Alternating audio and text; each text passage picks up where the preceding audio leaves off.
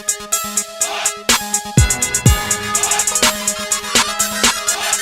guys, this is Hope Said It back with another Hope Said It Uncut video for you. Happy New Year! I haven't seen you guys in 2 whole weeks and I hope you had a wonderful holiday, but I'm back at it. Hope Said It is ready to relaunch for the 2020 and I started with my first topic, which is what I wish I knew before I got married. Now, I'm still happily married. I'm not talking about, oh, I got divorced and here's what I would have. It's not about red flags. These are just about like annoying things that might bother you sometimes about just having another body around you all the time. Read the blog post hopesaidit.com. So I have 4 things that I wish I knew before I got married. Minor things, but things that, still get to you sometimes. The major one, and even when I got everybody else's feedback on social media, you can follow at Hope Said It to be part of the conversation. I saw that most of everybody's concern, whether you were a couple or you were single, you wanted space. Sharing space is the #1 thing that I would have probably thought more about before I got married. I am a complex person. I'm like what do you call the extrovert and introvert thing? I'm an ambivert. Like, I want to be out and cool with the people that I'm cool with, but even then I'm kind of like, I'm draining, if I get in social situations. So I can be out there, but my energy slowly goes down, and once it hits a certain level, it shows on my face and I'm like, okay, I'm out. Like, I need to go home and regroup, So I'm not 100% a homebody, but, I'd rather probably be at home than just out in the crowd. So that's my personality anyways. So when I'm at home, I want to be alone. Like, that's why I want to be at home. But that changes when you get married, right? Like, now you have a body that's always there with you. And that's not a bad thing. You love the person. That's why you married them. Hopefully, but it's just different, right? So like when you're dating, you get together and then you go your separate ways, do it all again the next day. But when you're married, it's kind of like, you still here? Like, okay, no, that's cool. I was gonna be here kind of to decompress, but go to another room, I suppose. It's just weird having someone all the time, especially, I guess I didn't notice how much I needed my like alone time, not just at home, like my don't talk to me, I don't have to think, I don't know. Maybe that's just me. Maybe I'm just a weird person. But other people I talked to also said, you're just not ready to share your space. Especially if you've been living by yourself for a long time. You have a certain way you put things and live and do things. So that's another thing that will get you. Like, if you're used to your house being a certain way, you leave, clean up, and come back, and then like a sock's on the floor, you're like, okay, no, that's cool. All right. So it's just a different situation sharing your space. But if that doesn't bother you, then you will be fine. And the next one, guys, it probably is just me, but just hear me out. I tend to omit the details. I don't always communicate what I want to. Here's the thing. My not biggest, I have a lot of pet peeves, but one of my pet peeves for me is repeating myself. Like, there is something about repeating myself that I feel is like a waste of time. So maybe I'll repeat it one time, but go ahead and say hi again. I'm like, oh, never mind, and go on. So because of that, or not really because of that, I just don't like repeating myself. I don't really explain myself maybe as much as I should, because I'm an internal processor. I'm trying to make it sound better, but here's the deal. So basically, I think all day, every day. I'm thinking about what to do and this and that and the boys and this and did this happen and this happen. There's just so many different dynamics happening in a 24-hour period. So my job is to kind of piece it all together and make it more efficient as possible. So I'll maybe be like, 8 o'clock this, 8:15 this, blah, blah, blah, blah, and just be TikToking all day and make it work. That's how we make it work, right? Okay. So because of that, there's so many things going on in my mind that sometimes I don't communicate to the people who need to know about it, like my husband. So for example, I might say, hey, in the craziness of Tuesday, I might get a thought and say, hey, I might go to the mall this weekend. And he'll, okay, cool. Okay, so as the week progresses, I have already decided that I'm going Saturday at 3 o'clock, you know, and I did not relay that because I was thinking of other stuff, you know? I don't know. Maybe I'm the only person who does this, but bear with me. So then Saturday will come and, you know, I'll be getting ready and he's like, where are you going? And then I clap back like, what you think I'm doing? I told you I'm going to the mall. And he's like, hope you never told me what time. Okay, touche, but you know, now you know. I'm getting ready, about to go, you know? That's just me. I know that's a me problem. I know I sound like a horrible, horrible person for doing that, but do not you judge me. Don't you judge me. This is a safe space, and I'm working on it. I'm working on it. Don't worry about it. The next reason doesn't necessarily pertain to everybody because some people still do it.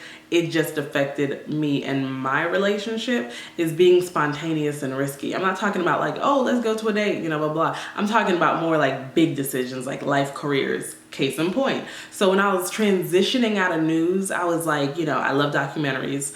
And I was thinking, you know what? Maybe I should, I'm sorry, I'm doing this because something's on my lip. But anyways, maybe I should transition to, you know, being a documentary producer or this and that. That'd be so cool because I love telling people stories, you know.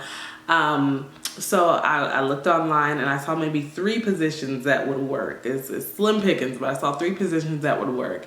And I mean, they were all New York, LA, DC, Atlanta. No, I'm not moving out of state for this, you know. I think my husband would have been supportive of it, but at that time we were like newly married. I knew we'd probably start having kids soon. So it just was not a good situation to up and leave and be away from family to a job where I'll probably be making peanuts and the cost of living will rise, you know. Like I couldn't make those young and dumb decisions anymore. And that's the same for him too. I think his passion is really sport. Like if he had it his way, he'd be, I don't know if he'd be a coach or just something. Like he's sports all the way, ESPN all day, every day. So that would be his passion. That would require us moving, and then like, what if something happens and you move to the next town and the next town and the kids in school? Like it's just a lot, and that's something you can do, but that's something we decided not to do. So that's just different because without being married, you know, you can just pack and leave. Even like job wise or just in your day-to-day. Singles do not neglect or take for granted the fact that you can up and leave. When I tell you, I feel like I'm missing something when I up and leave. Like if I just up and leave, I'm like thinking, whoa, did I miss this? Did the kids, did I leave something in the car? You know, it's crazy how much you miss just being by yourself, just going, just up and going. That's impossible if you're married with kids. Not necessarily if you're married. I mean, you're grown people, up and leave. But with kids especially, oh my gosh. And that takes me to my next point. Kids, they change the dynamic. And I'm not one to be like, oh, kids are so horrible. Obviously, you wouldn't have kids if they're that bad. But they change the dynamic of relationship because instead of you focusing on the marriage as much, you're trying to raise this little being that just came out of your body, and you're like, oh, what just happened? So that's kind of what the focus is, the kid, right? Especially if you're you're new parents and you have a newborn that cries like crazy. I didn't have a horrible, you know, none of my kids were like colicky or anything like that, but we did have bouts where it was just like, what is wrong with you, you know? And that was challenging for us because, you know, you have minimal sleep, you're tired, you're this and that, and especially if you just had a kid, you're achy and listen, you don't have to have the visual on that. Just know that it's not cute. Kids change a lot of things. So think before you have kids, because listen, this is another thing. If you think, oh, this marriage is bad, but just wait, I heard he loves kids, it's gonna be better. Don't bring your kid into a bad situation. Are you serious? Like, no, that's gonna make it worse, okay? And then you're gonna have, you know, custody issues and all that. No, a red flag is a red flag. Leave while you are ahead. You hear me? So after I post blog posts, I usually ask, for feedback. I ask people what they think. For this situation, I ask couples what they wish they knew, and singles what makes you hesitant to get married. And I received some pretty cool responses. I'm actually looking at my phone, but I actually received some pretty cool responses. Most of it was that kind of alone time, the space, how much space you have in the bed. Someone said snoring and how much he snores, and those are kind of lighthearted stuff. But then I got some red flags, and I'll kind of expound on that.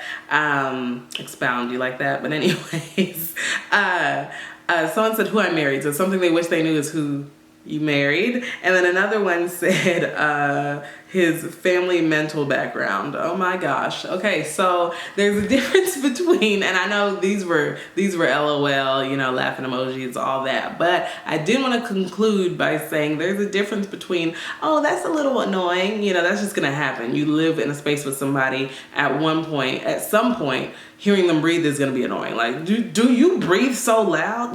Just because you could just be annoyed and everything is gonna tick you off. That's normal. But we did premarital counseling, and I tell anybody, do premarital counseling, okay? At a good, reputable place. We went to our church, and it was an 8-week course. It was not like, oh, we went for the weekend. It was an 8-week course. It was every Tuesday or something like that for the whole summer, 8 weeks. And every week was a different topic for like an hour and a half or something. It was ridiculous, but it was so good and in-depth. That's when we talked about finances, and we talked about, oh, what are the responsibilities and chores and things we're gonna do, and what are some boundaries for friends. And it was crazy. It was good because it helped you know your partner. You don't want to jump into marriage and then do this counseling situation where it's like, oh, let's talk about what we're gonna do now that we live together. That's kind of backwards. You want to do that and talk about it and then live it out. And so even if something does make a mess up, you can be like, hey, you remember in marriage counseling when you said you'll be the one doing the dishes? So hop to it, So you kind of have a better leg to stand on. So I would say, please do premarital counseling. Sometimes, when it's like who he really is, well, if someone's faking the fun and they're like bait and switching it, that's different. Talk to your partner. Do you have debt? What's your credit score? Like, have you had liens and bankruptcy? Finance is one of the number one causes of marriage, apart from like miscommunication, right? So just make sure you're asking the right questions. Now, when I heard his family mental health, I started laughing because I was like, you know what? That's something else you need to talk about. Talk about your family history, even your health history, make sure your partner knows, well, cancer's in my family, or this kind of disease is in my family, this disorder is in my family, or my mom had this, my dad had this. Even if it's high blood pressure, just make sure you guys are talking and I'm not a counselor or anything, but I just wanted to say that because I think some people read this and they were like, oh, well, here's another thing. And I'm like, well, that could have easily been solved in marriage counseling. And I'm not talking about the ones I talked about. That was just a little bit of it. But, some of the messages I received, make sure premarital counseling is used too, because that's a good way to buffer for those red flags as well. But that's how I wanted to start the new year with Hope Said It. I'm marriage, motherhood, hair, and life. I wanted to start with marriage, and I hope you guys enjoy it. And next week, who knows? Is it motherhood? Is it hair? Is it life?